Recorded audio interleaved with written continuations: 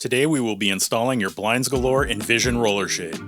Before you begin, check your box to ensure your window treatment is as ordered and your install guide and hardware is included. Also, confirm your shades fit properly by holding them up to the window frame and checking measurement accuracy.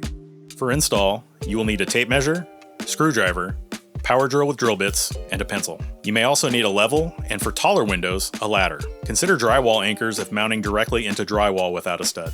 Our first installation step is to mark the drill sites for the brackets. We recommend measuring at least 1 inch from the back of the window frame for easy installation and removal.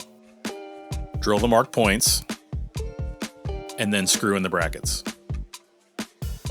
Lift the headrail and slide the front side of the bracket into the top groove. Then push the back side up until it locks into place. Hearing a click ensures your shade is positioned correctly.